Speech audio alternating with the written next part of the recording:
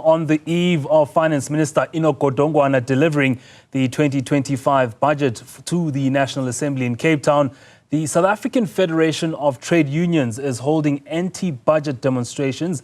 The union warns that the minister must put people before profits and rejects any possible budget cuts that Godongwana may announce. Now, business reporter Ntokozo Khumalo is at the demonstrations at the St. George's Cathedral in Cape Town. She joins us now. Ntokozo, what other organizations are at the demonstration with Saftu, and what do they hope to achieve with this particular demonstration? Good evening, Moteu. Well, there's several organizations that are here and pouring into the cathedral here. And really, it is about the budget, and the message that we're getting here is that they're rejecting anti-budget cuts that affect the working class the most. And I am with the National Advocacy Manager for Black Sash, one of the organizations here, Huda Faker. Thank you so much for talking to us. Now, the question that Moteu just asked is, give us just an outline of why we are holding these demonstrations here today. Sure. Budget cuts is a key issue in terms of affecting the most vulnerable. Black Sash is particularly worried about the fact that a third of our population are on social grants. And what is the budget going to do about protecting these people who struggle to make ends meet? We have, last year in the budget, there was very little increases below the inflation rate for social grants. There's also the social relief of distress grants, which is failing to provide a permanent solution to help the unemployed.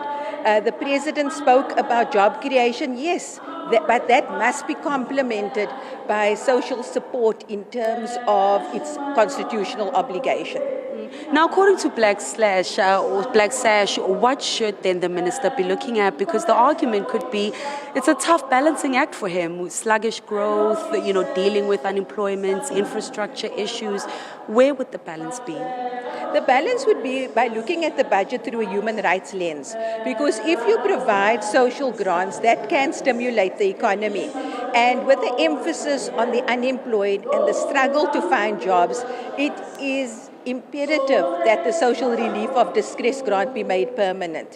While the President did speak to the SRD grant being an important mechanism to alleviate poverty, it was very vague in what that means. So we hope that he would commit to making it permanent, also increasing the amount of the grant because it's below the food poverty line. He made a minimal increase of 20 rand since its introduction in 2020, and we hope that it will be a substantial increase in the amount of the grant because government has acknowledged that the SRD has helped and has granted millions with some kind of relief.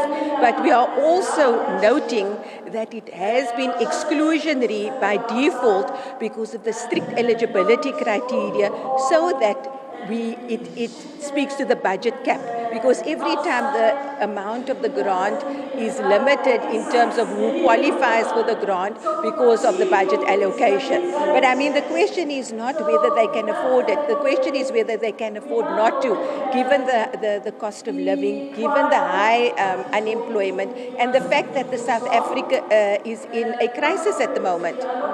Now, we are hearing there the program is about to start, and Black Sash being one of the organizations represented here. At the end of this demonstration, what is it that the organization hopes to achieve?